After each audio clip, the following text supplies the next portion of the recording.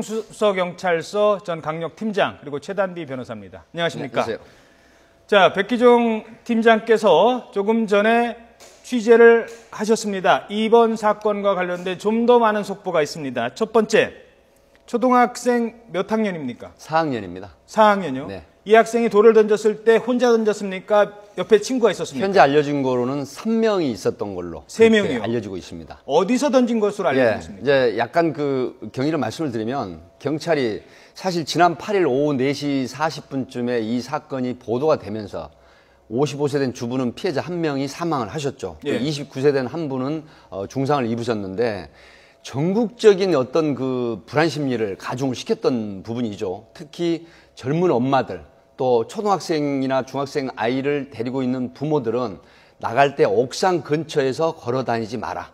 저 아파트 근처에 걸어 다니지 마라. 그리고 본인들도 나오면서 고층 아파트 옥상을 쳐다보는 이런 불안 심리가 생겼다고 하는 이런 사건이고요. 그런 부분 때문에 어떤 트라우마나 불안 심리가 굉장히 확산이 됐었고 이 사건이 그래서 굉장히 관심사항이었는데 경찰이 수사를 계속하는 중에 옥상에 혹시 올라가는 사람이 있었지 않느냐 해서 CCTV를 전면적으로 수사를 하는 중에 예. 아이들이 옥상으로 올라가는 걸 발견했다고 합니다. 아하. 그렇게 돼서 그 아이들에 대한 또 초등학생 4학년이기 때문에 조심스럽게 접근을 해서 확인을 해본 바 이 중력 실험을 했다고 합니다. 학교에서 과학 시간에 중력 실험하는 이 부분이 있는데 돌을 낙하를 시키면 얼마 동안 이 정도 무게는 몇 초 만에 떨어지는지 이런 그 행태의 연습 삼아 그런 행위를 했다고 합니다. 아하. 그래서 옥상에 그 3명이 있던 아이 중에 한 아이가 이 1.8kg짜리 벽돌을 가지고 올라갔었는데 그 벽돌을 던진 게 결국 한 명의 55세 된 그 주부의 목숨을 앗아가는 어이없는 일이 벌어졌는데. 예, 잠시만요. 네. 지금 너무 많은 그 사실을 쭉 얘기해 주셔서 제가 좀 정리를 해야 될 것 같습니다. 지금 저희들도 취재를 하고 있는데 저희 취재 과정에서 확인된 부분과 아직 확인되지 않은 부분이 있습니다. 확인되지 않은 부분도 어느 정도 신빙성이 있어서 저희들이 말씀을 드리겠습니다. 초등학교 4학년 학생 3명이 옥상에서 벽돌을 던졌다고 합니다. 3명 중에 한 학생이 벽돌을 던졌다고 합니다. 지난 8일 오후 4시 40분 학교를 마친 학생들이 이 학생들 3명 중에 한 명은 바로 이 사건이 발생한 흔히 라인이라고 하죠. 메토 라인, 그 옆 라인에 사는 학생인 것으로 알려지고 있습니다. 이 부분은 좀 더 자세히 취재를 해봐야 될 것 같습니다.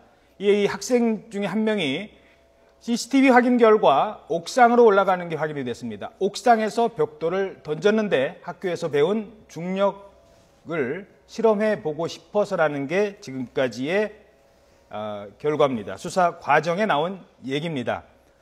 자, CCTV 잠시 뒤에 제가 질문 드리죠. 먼저 자백입니다. 학생들이 던졌다라고 현재까지 경찰이 확보할 수 있는 유일한 증거는 물론 더 찾겠습니다만 자백입니다. 자백에 근거하고 있거든요. 학생들의 자백이 내가 던졌어요가 일치합니까? 지금 아이들이 처음에는 이제 3명의 아이들이 인정을 했는데 중간에 또 잠 취재를 해보니까 그 중에 또 마음이 변한 아이가 아니다라고 부인하는 분도 있거든요. 아하. 진술이 오락가락 하는데 이제 경찰 쪽에서는 이 부분이 왜 용의자로 확실하게 이제 그 채집이 됐냐면 그 시간대에 CCTV에 올라갔고 옥상에 있었던 부분, 그다음에 그 벽돌을 가지고 있었다는 부분이 다 인정을 했다는 CCTV에 부분. 올라갈 때 벽돌을 가지고 올라가는 게 포착이 됐나요? 그 부분까지는 아직 확인이 안 됐는데 그 아이들이 벽돌을 가지고 실험을 했다는 부분까지는 인정을 했다라고 알려지고 있기 때문에 경찰에서 지금 전후 사정을 확실하게 지금 수사를 하고 있는데 아마 제가 말씀드린 부분이 상당히 그 근접한 그런 얘기입니다. 아, 그렇군요. 네. 자, 그리고 또 하나. 아이들이 벽돌을 던졌을 때의 정황입니다. 벽돌을 던진 게, 이 캣맘 사건이 사회적 문제가 이슈가 됐던 거는 고양이 기른 사람에 대한 막연한 혐오증이었는데 고양이와는 관련이 없는 것으로 밝혀지는 겁니다. 지금까지는. 그러니까 쉽게 말해서 벽돌을 던질 때 누군가 밑에 있는지 모르고 던졌다라는 정황이 밝혀지는 거 아니겠습니까? 그렇습니다. 옥상에서 중력 실험을 하고 초등학교 4학년이기 때문에 사실 위험한 걸 인지를 해야 되는데 그런 예견을 하지 못한 것이죠. 초등학교 4학년이면 11세인데 이게 형사처벌도 받지 않고 촉법소년에 해당이 되지 않는데 문제는 1.8kg 정도의 벽돌을 던지면 아래 아파트 밑에 1층 지점에서 걸어다니는 사람한테 맞으면 이게 크게 생명을 잃을 수도 있다. 중상을 입을 수도 있다는 이런 인식이 전혀 없었던 것이죠. 그러니까 막연하게 본인들끼리 깔깔거리면서 중력 실험을 해보자. 이 정도 던지면 몇 초 만에 떨어질까라는 이런 부분이었다고 하기 때문에 여기에 대해서는 여러 가지 문제점이 생기는 겁니다. 그렇죠. 자, 이제 그 부분이 이제 네. 좀 더 짚고 넘어가야 될 부분이고요. 그건 잠시 뒤에 하겠습니다. 자, 그리고 던졌다는 부분입니다. 아이들은 벽돌을 옥상에서 떨어뜨렸는지 던졌는지 이 부분 이제 생각을 해야 되는데요. 떨어뜨렸을 때 그 벽돌은 화단에 떨어진다고 생각을 합니다. 하지만 이렇게 툭 던지면 날아가는 포물선에 의해서 화단이 아닌 당초 의도했거나 떨어질 곳으로 예상했던 장소가 아닌 화단 옆 그렇죠. 벤치가 될 수도 있는 네. 겁니다. 불과 몇 미터 차인데요. 그렇죠. 그걸 아이들은 인지하지 못했을 수도 있다는 거 아니겠습니까? 사실 그렇습니다. 초등학교 4학년 11세 된 아이들이기 때문에 옥상이 보통 이렇게 안전 설치가 돼 있거든요. 그렇기 때문에 거기 올라서서 던진다고 하면 아마 본인들이 두려움을 느꼈을 것입니다. 그렇기 때문에 옥상 안쪽에서 벽돌을 던졌지 않을까 그런 예상을 해볼 수가 있는데 그 부분이 이 벽돌에 지나가는 사람이 맞으면 중상을 입을 수 있다는 생각을 전혀 인식하지 못한 그런 상황이기 때문에 예, 한 가지만 더 네. 질문 드리겠습니다. DNA 부분인데요. 네. 이 아이 중에 한 학생이 던진다고 하면 또는 그 벽돌을 혼자 만지거나 최종 던지기 전까지는 다른 친구들도 만졌을 가능성이 있지 않겠습니까? 그렇습니다. DNA가 검출될 가능성이 있을까요? DNA가 이제 두 가지가 있다고 합니다. DNA 실험에 의하면 이 초등학생들 같은 경우 아니라고 일반 성인이라고 하더라도 벽돌을 들어서 위쪽으로 던지는 경우에는 혹시 표피라든가 DNA 채취가 상당히 될 수가 있는데 만약에 지금 이 초등학생이 어떤 형태로 던졌는지는 확인을 해봐야 되겠지만 그냥 벽돌을 들어서 떨어뜨리는 형식, 던지는 형식이 아니라고 하면 DNA 채취가 상당히 힘들 수가 있다라는 그런 분석이 있거든요. 예. 하지만 이 부분에 대한 건 좀 더 정밀 거암식을 의뢰를 했기 때문에 아마 DNA가 추가로 추출이 될 수 있을지 이것은 지켜봐야 될 것 같습니다. 알겠습니다. 자, 지금부터는 최단비 변호사께 몇 가지 질문 드리겠습니다. 자, 유력한 용의자가 됐고 경찰 수사를 받아야 됩니다. 그런데 이 학생들은 초등학교 4학년입니다. 일반적으로 학교를 8살부터 다녔다고 하면 11살입니다. 12살, 13살은 이른바 촉법소년이죠. 네. 그 부분 좀 설명해 주세요. 14살 미만은 형사 미성년자고 12살, 13살은 촉법소년인데 이 친구들은 11살이에요. 네. 뭐가 다른 거죠? 우리나라의 형법상 형사 미성년자라고 하는 게 있습니다. 형사 미성년자가 14살인데 말씀하신 것처럼 그 14살 만입니다. 만 14살 미만인 학생들은 처벌 자체가 되지가 않습니다. 그러니까 과실치사가 된다 하더라도 형사상 처벌이 안 되는 거죠. 하지만 미성년자, 우리가 18세 미만이라고 하는데 이 미성년자 같은 경우들은 아직 성인이 아닌 아직 미성숙한 그런 개체로 보지 않습니까? 예. 그렇기 때문에 이럴 때에는 우리가 형법상의 엄격한 처벌하는 것보다는 향후에 이 학생들을 좀 더 교육을 시키고 개선을 시키는 것이 더 적법하다라고 생각을 해서 그러니까 범죄자로 보질 않고 소년법에 적용받습니다. 그래서 소년법이라고 하는 것은요, 세 가지로 구분되는데 촉법소년, 우범소년, 범죄소년입니다. 그래서 가장 단계가 낮은 게 촉법소년인데 12살, 13살 이런 학생들 같은 경우에는 미성년자로 처벌은 되진 않지만 촉법소년으로 분류를 해서 교육을 시킨다든지 이런 개선들을 해나가는 것들을 말하는데요. 지금 이 학생들은 말씀하신 것처럼 11살이고요. 만으로 하면 더 어린 학생들입니다. 그래서 이런 학생들 같은 경우에는 아예 형사상 처벌 자체는 안 되는 거죠. 그러면 아예 처벌을 못하는 것이냐? 처벌은 못합니다. 형사상 처벌은 못하지만 사실은 그래도 한 가정에 주부가 사망한 사건 아닙니까? 그래서 이런 경우 같은 경우에는 형사상 처벌은 못하지만 민사상으로 사망한 것에 대해서는 손해배상 청구할 수가 있거든요. 그러면 어린아이에게 손해배상 청구는 하진 않겠죠. 부모한테 하겠죠. 그렇죠. 그래서 부모에게는 손해배상 청구는 가능합니다. 예. 자, 요걸 질문 드리겠습니다. 일단 촉법소년 관련 부분 조금 더 설명을 해 주시죠. 이런 수사 많이 해보셨을 네네. 텐데 어떻습니까? 이 사실 촉법소년은 최단비 변호사 설명을 해주셨지만 실질적인 처벌은 안 합니다. 예. 이제 말씀하셨지만 교육이라든가 어떤 교양이라든가 교육이라든가 또 앞으로 이런 재범을 할 수 없도록 하는 그런 어떤 교육이 이제 되는 것이고요. 근데 그보다 어리잖아요, 이 학생들은. 네. 그렇기 때문에 11세 이 경우에는 만으로 치면 아마 10세일 겁니다. 아하. 그러면은 아예 촉법소년 형사처벌 자체가 안 되기 때문에 예. 결국은 이제 두 가지 측면이 나옵니다. 이 피해자 쪽에서는 이 아이의 부모를 상대로 민사소송, 그다음에 또 하나 옥상문을 개방해 놨는데 관리라든가 안전 관리를 하지 않았던 그 유책 사유를 보기 때문에 결국은 아파트 관리 사무소를 상대로 민사소송을 제기할 소지가 높거든요. 그런데 우리가 한번 뒤집어서 보면 결국 아파트 관리 사무소는 어떻게 운영이 됩니까? 그 아파트에 사는 주민들이 관리비를 내서 운영이 되는 이런 상태이기 때문에 그렇다고 하더라도 두 가지 측면에서 아마 변호인이 선임이 돼가지고 민사소송 제기될 가능성이 굉장히 높습니다. 자, 민사소송 부분도 있고 저는 뭐 그 전에 그 질문을 드리고 싶습니다. 부모는 알았을까? 자, 일주일 넘게 전 국민이 다 관심을 가질 정도로 큰 이슈가 됐던 사건입니다. 주변에 초등학생을 둔 부모라면 야, 너 혹시? 라고 물어봤거나 아니면 아이가 엄마 혹시 내가 그때 친구들이랑 벽돌 한번 던졌는데 이런 얘기를 들었을 가능성도 있거든요. 물론 그 상황에서 부모가 경찰서 가자 이렇게 할 부모는 없을 겁니다. 그 부분 혹시 뭐 좀 변호사로서 좀 말씀을 좀 해주실 부분이 있는지요? 만약에 혹시 그렇다면 아마 제 생각에는 몰랐었을 가능성이 높을 것 같아요. 왜냐하면 아이들 같은 경우 이런 경우 굉장히 두려움을 느껴서 부모님에게도 말 잘 안 하고요. 부모님들도 우리 아이는 보통 부모님 우리 아이는 아니겠지 생각하기 때문에 본인의 아이에게 그런 질문 잘 안 하십니다. 근데 혹시나 만약에 앵커님이 상정하신 그런 사안처럼 그것을 알았는데 그것을 숨겼다라고 한다면 보통은 뭐 증거 은닉 아니면 뭐 증인 도피가 되지 않을까라고 생각할지 모르지만 친족관계지 않습니까? 친족관계를 숨기는 것에 대해서는 형법상으로도 당연한 인지상정이다. 그래서 그런 부분은 처벌하지 않습니다. 예, 알겠습니다.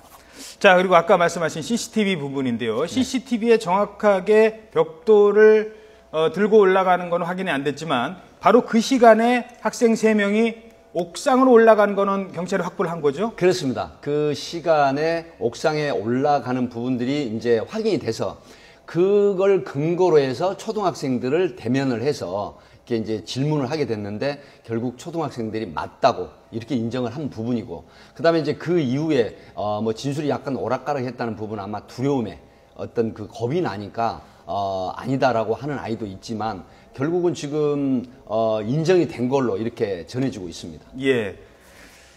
뭐 초등학생이라면 의뢰 그럴 수 있습니다. 학교 다닐 때 뭐 중력에 대해서 배우거나 뭐 갈릴레오가 뭐 피사의 사탑에서 뭐 떨어뜨렸다는 거 보면 나도 좀 해볼까라는 생각은 있어요. 그래서 할 수는 있는데 문제는 아파트 옥상이라는 겁니다. 아파트 옥상에 아무나 올라가요. 아무나 올라가서 초등학생도 올라가서 벽돌 던질 수 있어요. 그러면 아까 말씀하신 것처럼 그 밑에 지나가는 사람들은 이른바 아파트 옥상 트라우마라는 게 생기지 그렇죠. 않겠습니까? 있습니다. 설명을 해주시죠. 지금 사실 이 아파트 옥상 개방 문제가 어제 오늘 일이 아닙니다. 왜 아파트 옥상 문을 폐쇄 조치를 했다가 개방을 하게 됐냐면 몇 해 전에 그 사망 사고가 났습니다. 아파트 옥상에 이제 못 올라가게 돼서 결국 대피 장소가 없었다 그래서 중간 지점에 아파트 화재가 생겼는데 예. 결국 위층으로 올라갔는데 아파트 옥상 문이 잠기는 바람에 질식사한 사건이 생겼었거든요. 그 이후로 이제 사회적으로 여론이 악화되면서 옥상 문을 개방을 하자 이런 측면 때문에 결국 옥상 개방을 했는데 문제가 굉장히 큽니다. 아파트 옥상문을 개방을 해놓고 안전관리 요원이 배치가 안 된다고 하면 아무나 올라가서 돌을 던지거나 물건을 투척할 수가 있거든요. 그러면 안전망이 설치되어 있지 않은 상태이기 때문에 아래쪽을 걸어가는 보행자들은 아무런 인과관계 없이 사망에 이르거나 중상을 입게 될 수가 있고요. 또 하나 우려스러운 건 요즘 묻지마 범죄가 성행하지 않습니까? 그런데 정신질환자 같은 경우에 만약에 옥상으로 올라가서 어떤 돌을 던지거나 위험한 물건이나 이런 흉기를 던지게 됐을 때 거기에 야기되는 그런 결과는 굉장히 막중한 그런 초래가 일어나거든요. 예. 그렇기 때문에 이런 옥상의 개방 문제, 또 안전관리 요원 문제, 배치 문제 이런 게 지금 앞으로 심각하게 대두될 그런 사안 같습니다. 예. 자, 제가 좀 정리를 하겠습니다. 지난 10월 8일 오후 4시 40분 경기도 용인에 있는 한 아파트에서 발생한 이른바 캣맘 사망 사건의 유력한 용의자가 경찰 신병 확보됐습니다. 경찰은 아직 공식적인 브리핑 하지 않고 있습니다. 그래서 저희들이 지금 몇 가지 전해드린 이 사실에 대해서 일부 확인되지 않은 부분도 있다는 걸 우선 말씀드립니다. 하지만 워낙 이 사건이 국민적 관심을 받고 있기 때문에 백기종 수사 강력팀장이 전 수서경찰서 강력팀장이 취재를 한 경찰 관계자를 통해서 취재를 한 내용을 근거로 저희들이 말씀을 드리고 있습니다. 그중에 하나 초등학교 4학년이라는 점, 그리고 두 번째 이 학생들이 옥상으로 올라갔다는 점, 그리고 옥상에서 중력 실험을 하다가 벽돌을 떨어뜨렸다는 점 등을 저희들이 말씀드리겠습니다. 그리고 학생이 2명이었는지 3명이었는지는 조금 확인이 좀 필요할 것 같습니다. 학생들이 옥상 위로 올라갔다. 그게 CCTV에 확보가 됐다. 그리고 두 번째, 학생들이 왜 벽돌을 던졌느냐, 이 부분이 중요한데요. 아이들은 지금까지 밝혀진 바로는 밑에 캣맘이 있었는지 주민들이 있었는지 몰랐답니다. 아니, 생각하지 못했답니다. 학교에서 배운 실험을 단지 하고 싶었다는 게 아이들의 얘기입니다. 그래서 벽돌을 떨어뜨렸습니다. 하지만 그 벽돌은 아이들이 생각했던 것 이상으로 멀리 날아갔고 그 벽돌에 맞아서 한 명이 숨졌습니다. 이 학생들은 지금 경찰서에서 조사를 받고 있는데요. 처음에는 던진 게 맞다고 얘기를 했습니다. 그러다가 일부 또 아니라는 얘기도 하고 있다고 합니다. 자, 이 모든 것들이 저희들이 아직 확인되지 않은 부분도 있기 때문에 좀 더 자세히 말씀드리지 못하겠습니다. 단 오늘 오후로 예정돼 있던 경찰 브리핑이 오전으로 앞당겨졌다는 얘기가 있습니다. 오전에 잠시 뒤에 아마 발표가 될 것 같습니다. 발표되면 발표되는 대로 그 사실에 입각해서 좀 더 말씀드리겠습니다. 하지만 워낙 국민적 관심이 컸던 사건이고요. 단지 초등학생이랍니다라고 얘기하기에는 궁금증이 많으시기 때문에 저희들이 취재한 내용을 중심으로 말씀드린다는 점 다시 한번 말씀드리겠습니다. 문제는 옥상에서 떨어뜨렸고 초등학생이 던졌다면 이런 일은 아무런 이유 없이 누군가 지나가던 사람이 벽돌을 맞았다는 겁니다. 아파트에 사십니까? 네. 저도 아파트에 삽니다. 불안하지 않겠습니까? 어떻게 보십니까?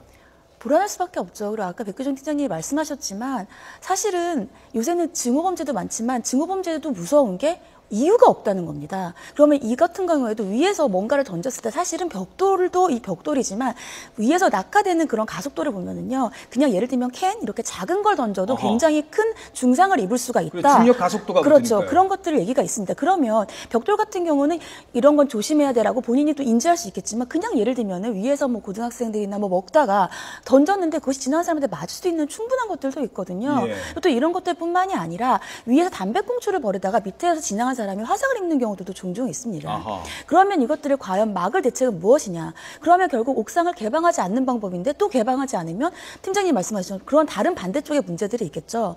그렇다면 여기서 우리가 어떻게 근본적으로 대책이 사실 마련되기가 어려운 것이 또 이 사건의 문제이고요. 그렇다 보니까 국민들이 너무 무섭다. 아파트에 사는데 지나가다가 사실 아파트 문제가 아닙니다. 길거리 가다 보면 빌딩들도 굉장히 많거든요. 그렇죠. 언제든 항상 나에게 그런 위험이 도사리고 있는 건데 그럼 내가 스스로 안전모를 쓰고 다녀야 되나? 메르스타트처럼 내가 지금 마스크를 써야 되나? 이런 지금 지경까지 가고 있는 거거든요. 예. 여기에 대한 근본 대책이 어떻게 마련돼야 될지 굉장히 저도 걱정이 됩니다. 자, 이 사건이 처음 발생했을 때는 캣맘에 대한 증오일지 모른다는 데서 출발을 했습니다. 이렇게까지 커진 데에는 인터넷 등을 통해서 캣맘을 옹호하는 사람, 또 캣맘을 비난하는 사람들 간에 또 논란도 있었습니다. 이 사건은 그 사건과 관련이 없습니다. 적어도 초등학생이 캣맘이 싫어서 벽돌을 던진 건 아닙니다. 그 부분으로 사건을 확대 해석해서 또 다른 논란을 만들 필요는 없다고 봅니다. 저희들이 주목하는 것은 이 학생들이 왜 아파트 옥상에 그냥 올라갈 수 있었느냐는 거죠. 벽돌을 가지고 올라갈 수 있었느냐는 거. 그곳에서 벽돌을 던질 수 있었느냐는 부분입니다. 자, 아까도 잠시 말씀드렸습니다만 옥상을 개방했던 이유는 화재 위험에 그렇습니다. 대피를 했지만 또 이런 거에는 미처 생각을 못했던 거 아니겠습니까? 그렇습니다. 그런 부분이 맹점이 됐는데요. 사실 화재가 나는 건 그렇게 많진 않죠. 그렇다고 하더라도 단 한 번의 화재는 엄청난 인명을 손실이 되기 때문에 그 옥상의 개방 문제가 논란이 됐었던 그런 기억이 있는데 사실 그렇다고 하면 옥상을 개방할 때는 최소한 어떤 위험을 예견하는 그런 안전 조치가 돼야 되거든요. 그러나 또 아파트 관리사무소 측 얘기는 적은 예산으로 또 적은 인력으로 아파트 옥상을 개방해놓고 관리하는 안전 지도를 하는 요원까지 배치하기엔 너무 버겁다. 이런 얘기가 있기 때문에 현실적으로 여기에 대한 것은 어떤 지방자치단체나 국가에서 어떤 법률적인 제도, 어떤 예규 이런 부분으로 보완을 해서 앞으로 이런 일이 일어나지 않도록 해야 되는데 지금 최단비 변호사 말씀하셨지만 저도 아파트 삽니다. 지금 경비원들이나 이런 분들 하는 얘기 또 많은 주변에서 저한테 전화가 오는 경우는 바로 그겁니다. 굉장히 그 불안 심리가 확산됐다는 것이죠. 이 캣맘 사건 때문에. 옥상에서 지금까지는 안전하다고 생각을 했는데 아무런 잘못 없이 아파트 길을 걸어가다가 옥상에서 떨어진 물건이나 돌에 의해서 사망할 수도 있겠다. 얼마나 불안하겠습니까? 이런 부분 때문에 이 캣맘 사건이 더더욱 고양이의 어떤 분노나 충동 범죄보다는 내가 피해자가 될 수 있겠다라는 이런 부분이 잠재적으로 컸었던 거거든요. 그렇기 때문에 그 불안 심리가 확산이 됐고 캣맘 사건이 굉장히 관심이 집중됐었는데 결국은 이게 어처구니 없는 사건으로 드러났다. 그렇다고 하면은 아파트 옥상을 개방하는 문제가 앞으로 사회적으로 큰 문제가 되고 여기에 대한 어떤 안전 문제가 대두가 되지 않으면 또 불안 심리는 계속해서 끊이지 않고 있을 것이다. 이런 것 때문에 여기에 대한 대책이 세워져야 된다. 이렇게 보는 것입니다. 알겠습니다. 그건 뭐 가정입니다만 아파트 옥상에서 뭔가를 던질 수 있는 상황이기 때문에 이렇게 질문드리겠습니다. 지금은 초등학생 4학년이고 이른바 촉법소년도 아닌 형사 미성년자 중에서도 정말 미성년자이기 때문에 처벌을 할 수도 없습니다. 하지만 만약에 성인이 던졌다면 또 얘기는 달라질 수 있죠. 던졌을 때 누군가 사람이 있는 줄 알고 던진 것과 몰랐다 하더라도 충분히 그런 개연성이 있는데 벽돌을 던진 행위, 뭐 그 사람 역시 벽돌이 떨어지는 중력 가속도를 알고 싶어서 던졌다 하더라도 이 벽돌을 떨어뜨렸을 경우에 처벌은 어떤 게 있을까요? 미필적 고의에 의한 살인입니까? 일단 기본적으로 이게 두 가지가 나뉘었는데요. 사람을 조준해서 던졌을 때는 살인이 될 수가 그죠. 있습니다. 예. 근데 그냥 일반적으로 던졌으면 그럼 두 가지, 과실치사냐 아니면 상해치사냐 이 두 가지 나눌 수가 있습니다. 왜냐하면 과실치사 같은 경우에는 내가 그냥 던졌는데 그러니까 정말 고의가 없이 던진 사람이 사망한 거고요. 상해치사는 최소한 상해 저 사람이 다칠 거라는 생각은 가지고 있었다고 볼 수 있을 때 다칠지도 모른다는 걸 알고 그렇죠. 있었다고요. 그때는 상해치사가 되는데 근데 일반적으로 이런 경우는 최근 같은 경우에는요, 뭐 자동차를 가지고 어떤 사람에게 돌진했다 이런 건 살인으로 보고요. 그렇지 않고 성인인 경우에는 위에서 던졌을 때 지나간 사람들이 굉장히 무수히 많단 말이죠. 누군가는 다칠 거라는 예견 정도는 당연히 할 수가 있습니다. 일반적인 사람은. 그래서 이런 경우면은 제 생각에는 상해치사가 되지 않을까 싶고요. 상해치사죄로 처벌될 수 있을 것 같고 거기다가 더 많은 사람들이 있다거나 아니면 좀 낮은 곳 아니면 남자들이 던졌다. 왜냐하면 남자들은 또 굉장히 더 조준력이 좋으니까요. 그럴 경우 같은 경우에는 미필적 고의 살인도 충분히 생각해 볼 수 있지 않을까 싶습니다. 또 던진 게 단순히 뭐 먹다 남은 캔 깡통이 아니지 않습니까? 벽돌은 위험한 흉기가 될 수 있다는 것도 또 다른 얘기가 될 수 그렇죠. 있겠죠. 흉기 같은 경우에는 더 심하죠. 왜냐하면 살인은 거의 똑같지만요. 상해 같은 경우에는 흉기 같은 경우에는 폭력행위 등 처벌을 가는 법으로 가거든요. 더 가중돼서 처벌되기 때문이고요. 반드시 벽돌만 그렇지는 않습니다. 제 생각에는 판례 같은 경우에는 젓가락도 흉기라고 보는 경우들도 있거든요. 상황에 따라서 어떤 걸 쓰는지에 따라서 흉기가 될 수도 있고 안 될 수가 있기 때문에 저렇게 고층 빌딩 같은 경우면 아까 잠깐 예시드렸지만 캔 같은 경우도 충분히 흉기로 볼 수 있지 않을까 싶습니다. 예, 하나만 더 질문 드리겠습니다. 신빙성입니다. 진술의 신빙성. 처음에는 던지는 게 맞다라고 했는데 아이들이 아니에요라고 했거든요. 물론 CCTV나 정황상 아이들이 유력한 용의자니까 경찰이 이렇게 수사 결과를 어느 정도 발표를 했겠습니다만 미성년자, 특히 11살짜리 아이의 그 진술의 신빙성 이거는 어떻게 봐야 될까요? 성인의 진술의 신빙성보다는 떨어진다고 보는 게 법원의 입장입니다. 거기다가 아이들 같은 경우에는 지금 이것은 피고인, 그러니까 피의자죠. 피의자 상태에서 진술한 건데 그것보다 더 약간 증인으로서의 진술에서도 성인보다는 상당히 낮은 신빙성을 부여하거든요. 그런데 여기에다가 지금 피의자고 지금 처벌은 안 받지만 과실치사의 피의자란 말이죠. 그렇다면 아이들 입장에서는 굉장히 뭐 두려움을 느끼고 어른들이 설명을 제대로 이해하지 못하고 대답을 했을 거라고 볼 수도 있단 말입니다. 그래서 진술이 왔다 갔다 하는 것도 신빙성이 떨어지지만 과연 이 아이들이 경찰관이 물었을 때 그 질문을 제대로 이해했을까? 아니면 부모와 함께 있던지 함께 없더라도 경찰서라는 것 자체가 어른도 굉장히 좀 압박감을 느끼는 장소이기 때문에 이런 곳에서 제대로 된 자식 의사를 표현했을까? 이런 것에서 신빙성을 좀 낮게 볼 수도 있습니다. 예, 물론 참고용입니다. 그거는 신빙성에 대한 부분은. 예. 도움을 드리기 위해서 이제 실무 차원에서 좀 말씀을 드리겠습니다. 예. 최단미 변호사 설명을 굉장히 잘 해주셨는데요. 지금 만약에 고양이를 싫어하는 사람이 옥상에서 저 고양이 새끼를 낳고 고양이를 집을 만들어주는 게 싫단 말이죠. 그런데 그 밑에 사람이 그 고양이 집을 만들고 있습니다. 그런데 그게 싫어서 내가 벽돌이나 돌을 던지게 되면 이게 사람을 향해서 던지든 던지지 않든 간에 그렇죠. 일단 분노 범죄가 되거든요. 예. 그렇다고 하면 이것은 살인죄로 처벌을 받기 때문에 저 고양이 집을 만들어주고 있고 난 저 고양이가 싫고 저 고양이 울음소리가 싫어 라는 개념으로 돌을 던지면 이 돌이 떨어졌을 때 사람이 사망을 할 수도 있다고 생각을 하는 거거든요. 그렇게 되면은 상해치사나 아니면 또 과실치사나 폭행치사가 아닌 살인죄로 처벌을 받습니다. 맞죠. 그렇기 예. 때문에 이런 부분은 혹여라도 조심을 하셔야 될 것 같습니다. 예.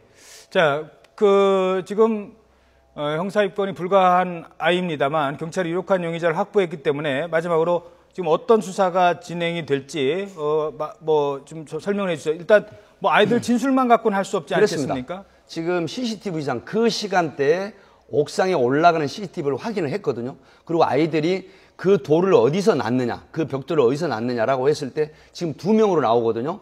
2명이 그 중에 1명이 한 라인에 이제 같은 아파트라고 나오는데 그러면 그 돌을 어디서 이동을 했느냐 이 부분을 확인하고 그다음에 아이들 자백 이런 부분이 종합적으로 이루어져서 최종적으로 결론이 납니다. 예, 알겠습니다. 자, 다시 한번 정리해 드리겠습니다. 조금 전에 약 한 40분 전에 속보가 들어왔는데요.